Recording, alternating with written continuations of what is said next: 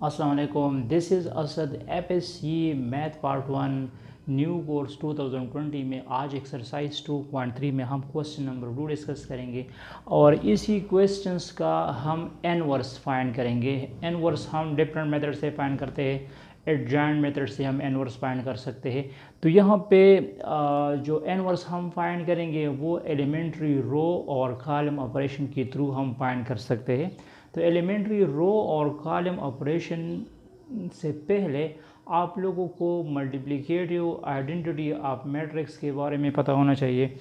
इसी मैट्रिक्स का अगर हम मल्टीप्लिकेटिव आइडेंटिटी लिख देंगे तो मैं लिख दूंगा I3 मैं लिख दूंगा यहाँ पे 1 0 0 0 1 0 0 0 1। ये इसकी मल्टीप्लिकेटिव आइडेंटिटी है। तो इन दोनों को हम एक साथ लिख देंगे। इन दोनों को मैं इस तरह लिख सकता हूँ, फिर मैं लिख दूंगा 4 - 2 0 0 1। इन दोनों मैट्रिक्स को मैं एक साथ लिख दूंगा। अब यहाँ पे देखो, इसी मैट्रिक्स से मैं आइडेंटिटी मैट्रिक्स बनाऊंगा, मतलब ये जो मैट्रिक्स है ये इधर होना चाहिए, ठीक है। यहाँ पे मैं आइडेंटिटी मैट्रिक्स बनाऊंगा और फिर यहाँ पे जो मैट्रिक्स आएगा वो इसी का इन्वर्स होगा, वो इसी का क्या होगा, मल्टीप्लिकेटिव इन्वर्स होगा। तो हम क्या करेंगे, बाय रो ऑपरेशन, हम रो ऑपरेशन यूज़ करेंगे। रो ऑपरेशन इस तरह है कि हम एक रो के साथ दूसरा रो ऐड कर सकते हैं, एक रो से हम दूसरा रो माइनस भी कर सकते हैं, एक रो के साथ एक टर्म्स को हम मल्टीप्लाइड भी कर सकते हैं। तो रो ऑपरेशन में हम इस तरह कर सकते हैं कि मुझे इधर चाहिए 1, क्योंकि मैं इससे आइडेंटिटी मैट्रिक्स बनाऊंगा, क्योंकि आइडेंटिटी मैट्रिक्स में यहाँ पे क्या है, 1 है, तो मैं इधर में 1 बनाऊंगा। 1 आप लोग दो तरीक़ों से बना सकते हैं। एक तरीका ये है कि आप लोग कंप्लीट इसी रो को 4 पे डिवाइड कर सकते हैं, तो 4/4 से 1 आएगा। जब आप लोग कंप्लीट इसको 4 पे डिवाइड करोगे तो 1 आ सकता है। या आप लोग इंटरचेंजिंग कर सकते हैं, R1 और R3 को जब आप लोग इंटरचेंज करोगे तो यहाँ पे भी 1 आ सकता है। तो मैं इंटरचेंजिंग करूँगा, मैं लिख दूँगा R3 इंटरचेंज करो R1 के साथ। R3 को पे जब हम इंटरचेंजिंग करेंगे तो दूसरा रो आप लोग सेम टू सेम लिखोगे, दूसरे रो में कोई चेंजिंग नहीं होगी, मतलब 2 1 0 0 1 0। इसमें मैंने कोई चेंजिंग नहीं की, ये मैंने सेम टू सेम लिखा है। R3 को रिप्लेस करो R1 के साथ, -1 2 3 0 0 1, और R1 को रिप्लेस करो R3 के साथ 4 -2 5 1 0 0। ठीक है। अब क्या करना है, यहाँ पे देखो, यहाँ पे मुझे +1 चाहिए, ठीक है। जब मुझे +1 चाहिए तो मैं क्या करूँगा, मैं -1 मल्टीप्लाइड करूँगा R1 के साथ, मैं -1 मल्टीप्लाइड करूँगा R1 -2 5 1 0 0। ठीक है। तो यहाँ पे हमारे पास 1 आ चुका है। अब इस 1 की मदद से मैं इस 2 और 4 को 0 करूँगा, क्योंकि यहाँ मुझे चाहिए 0, यहाँ पे 0 0 गिवन है। तो मैं आपको बता चुका हूँ, इससे हम आइडेंटिटी मैट्रिक्स बनाएंगे। तो जो ऑपरेशन या जो प्रोसेस मैं इधर करूँगा वो मैं इस आइडेंटिटी मैट्रिक्स में भी वही ऑपरेशन कर सकता हूँ। तो इस 2 को मैं किस तरह 0 कर सकता हूँ, मैं इस तरह करूँगा, मैं लिख दूँगा R2 - 2 R1। ये 2 इस R1 के साथ मल्टीप्लाइड करने की ज़रूरत नहीं है, ये हम सिर्फ ऑपरेशन के लिए यूज़ करते हैं कि अगर मैं R1 के साथ 2 मल्टीप्लाइड करूँगा तो फिर 2 - 2 से 0 हो सकता है, लेकिन ये इधर मल्टीप्लाइड नहीं करना है, ठीक है। ये हम सिर्फ ऑपरेशन के लिए करते हैं। तो यहाँ पे मैं चेंजिंग करूँगा सिर्फ R2 में।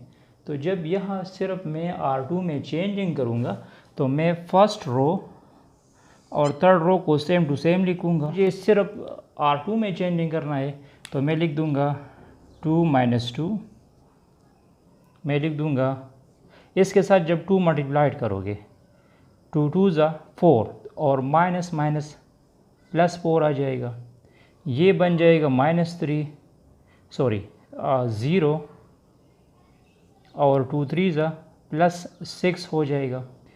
यहाँ पे इस ज़ीरो के साथ 2 मल्टीप्लाइड करो तो 0 आएगा, 0 + 0 से 0 आएगा। इस ज़ीरो के साथ 2 मल्टीप्लाइड करो तो 0 आएगा, तो 1 ± 0 आएगा। और इस 1 के साथ 2 मल्टीप्लाइड करो तो ये हो जाएगा 0 + 2 आ जाएगा। +2 क्यों आएगा यहाँ, क्योंकि माइनस माइनस यहाँ पे प्लस हो जाएगा। सो ये बन जाएगा 0 0, ये आ जाएगा। अब बारी है इस 4 की।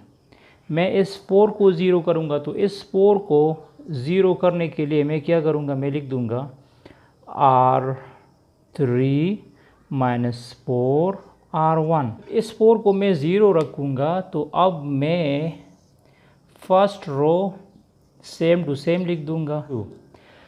यहाँ पे मैं क्या लिख दूँगा, इस 1 के साथ 4 मल्टीप्लाइड करो, 4 1 ज़ा 4, तो 4 - 4 आ जाएगा, तो वो तो 0 हो जाएगा। यहाँ पे है -2, इस 2 के साथ मैंने 4 को मल्टीप्लाइड किया तो +8 आ जाएगा। ये 5 अपनी जगह पे आ जाएगा, इसके साथ 4 मल्टीप्लाइड करो तो +3 4 ज़ा 12 आ जाएगा।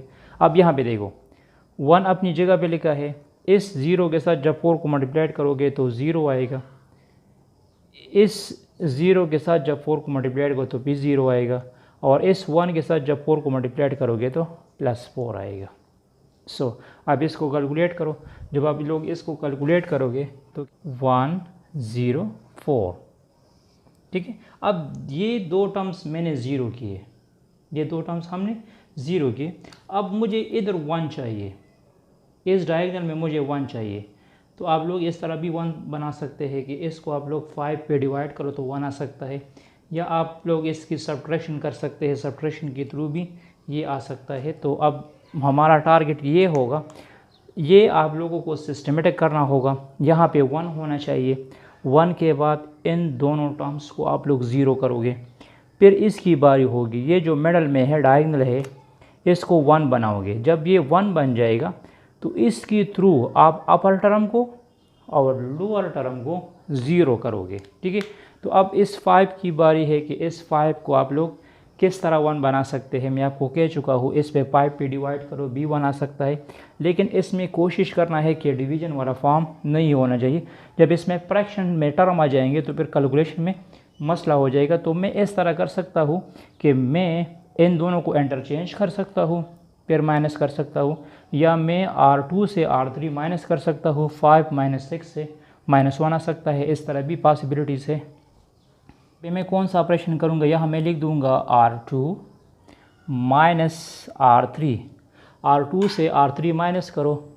यहाँ पे देखो मैं सिर्फ R2 में चेंजिंग करूँगा, फर्स्ट रो मुझे R2 में चेंजिंग करनी है तो 0 - 0 से 0 आएगा, 5 - 6 6 - 17 0 - 1 1 - 0 और ये हो जाएगा 2 - 4। तो इसको जब आप लोग कैलकुलेट करोगे तो ये आ जाएगा 104, ये आ जाएगा। अब मुझे यहाँ पे +1 चाहिए, तो +1 आप लोग इस तरह बना सकते हैं कि मैं लिख दूँगा R2 के साथ मल्टीप्लाइड करो -1। जब आप लोग -1 मल्टीप्लाइड करोगे तो ये प्लस हो जाएगा, इससे भी माइनस ख़त्म हो जाएगा, यहाँ भी माइनस ख़त्म हो जाएगा, यहाँ माइनस आ जाएगा और यहाँ पे इससे माइनस ख़त्म हो जाएगा, ठीक है। अब इस 1 की मदद से इस 6 को मैं 0 करूँगा और इस -2 को मैं 0 कर सकता हूँ। जब मैं 6 को 0 करूँगा तो मैं लिख दूँगा R3 - 6 R2, R3 - 6 R2। तो फर्स्ट रो और सेकंड रो तो सेम टू सेम लिखो, 1 2, यहाँ पे आ जाएगा 0 - 0, यहाँ पे आ जाएगा 6 - 6, इस 1 के साथ मैंने 6 को मल्टीप्लाइड किया, यहाँ सब्ट्रैक्ट किया, 6 - 6 आया, 17 माइनस इस 11 के साथ मैंने 6 को मल्टीप्लाइड किया है तो ये बन जाएगा -66, इस 1 के साथ मैंने 6 को मल्टीप्लाइड किया है तो ये बन जाएगा 1 माइनस 6। यहाँ पे 0 है, इसके साथ मैंने 6 को मल्टीप्लाइड किया है तो प्लस 6 आएगा, और यहाँ पे 4 माइनस 12 आएगा। इन सब के साथ 6 को मल्टीप्लाइड करो और साथ में इसको सब्ट्रैक्ट भी आप लोग कर सकते हैं। तो ये क्या बन जाएगा, ये बन जाएगा 6 माइनस 12। ठीक है, ये 0 हुआ। अब बारी है इस -2 की। मैं आपको कह चुका हूँ इस 1 की मदद से आप लोअर टर्म और अपर टर्म को 0 करोगे। यहाँ पे -2 है तो इस -2 के साथ जब हम +2 लगा देंगे तो फिर 0 आ सकता है। तो मैं लिख दूँगा R1। मुझे R1 में चेंजिंग करनी है तो R1 मैंने फर्स्ट लिखा, +2 R2 के साथ 2 मल्टीप्लाइड करो। मैं आपको कह चुका हूँ यहाँ पे ये 2 मल्टीप्लाइड नहीं करना है, एक्चुअली ये असल में हम ऑपरेशन के लिए करते हैं। तो ये क्या बन जाएगा, अब यहाँ पे देखो मुझे R1 में चेंजिंग करनी है तो सेकंड रो और third row same to same लिख 12। तो ये क्या बन जाएगा, यहाँ पे आ जाएगा 1, यहाँ पे आ जाएगा 0, यहाँ पे आ जाएगा -3 प्लस 22, -3 प्लस 22 से क्या आएगा +22। तो इससे 19 आ जाएगा, यहाँ पे 19 लिखो। यहाँ पे क्या जाएगा, इसके साथ हमने 2 को मल्टीप्लाइड किया है तो आ जाएगा +2, यहाँ पे -2 आ जाएगा, और यहाँ पे 2 2 ज़ा 4, 3 बन जाएगा। ठीक है, ये हुआ। अब बारी है -49 की। तो इस -49 से हम +1 बनाएंगे तो मैं क्या करूँगा, मैं R3 को डिवाइड करूँगा -49 पे। तो फर्स्ट रो तो सेम टू सेम आएगा 1 6 डिवाइड बाय 49 और +12 डिवाइड बाय 49। तो यहाँ पे क्या चुका है, 1 आ चुका है। तो अब इस 1 की मदद से मैं इस 11 को और 19 को 0 कर सकता। अब इस 11 को 0 करना है तो मैं क्या करूँगा, मैं लिख दूँगा R2 माइनस 11 R3 और साथ में R1 माइनस 19 R3। मतलब ये तो डायरेक्ट क्या बन जाएगा, ये इस तरह बन जाएगा 1 0 0 0 1 0 0 0 1। अब यहाँ पे कैलकुलेशंस को देखो, 2 मैंने ये वाला लिखा, इसके साथ मैं 19 मल्टीप्लाइड करूँगा तो 19 जब 5 के साथ मल्टीप्लाइड हो जाएगा तो 19 जब 5 के साथ मल्टीप्लाइड हो जाएगा तो ये हो जाएगा 95 डिवाइड बाय 49। यहाँ पे -2 मैंने अपनी जगह पे लिख दिया है, -2। इस 6 के साथ 19 को मल्टीप्लाइड करो और माइनस माइनस प्लस हो जाएंगे। तो जब 6 को आप लोग 19 के साथ मल्टीप्लाइड करोगे तो 114 डिवाइड बाय 49 आ जाएगा। इसी तरह ये 3 अपनी जगह पे लिख दिया है, -12 के साथ 19 को मल्टीप्लाइड करो। तो 12 के साथ जब आप लोग 19 को मल्टीप्लाइड करोगे 19 2 ज़ा 38 और इससे आ जाएगा 218 डिवाइड बाय 49 आ जाएगा। यहाँ पे देखो 1, इसके साथ हमने 11 को मल्टीप्लाइड किया है, -55 डिवाइड बाय 11। तो जब आप लोग इसका एलसीएम लोगे, इसका एलसीएम लो तो इससे आ जाएगा 98 -95 डिवाइड बाय 49। इस तरह सेकंड टर्म का और बाकी टर्म्स का भी आप लोग एलसीएम लोगे तो यही इसका क्या होगा, ये जो रिक्वायर्ड होगा ये इसका मल्टीप्लिकेटिव इनवर्स आएगा। इसका क्या होगा, मल्टीप्लिकेटिव इनवर्स आएगा। Thanks for watching this video. इसके बाद मैं इसके और भी पार्ट डिस्कस करूँगा, ठीक है। अगर फिर भी कोई मसला हो तो आप लोग कमेंट्स कर सकते हैं। स्टेटस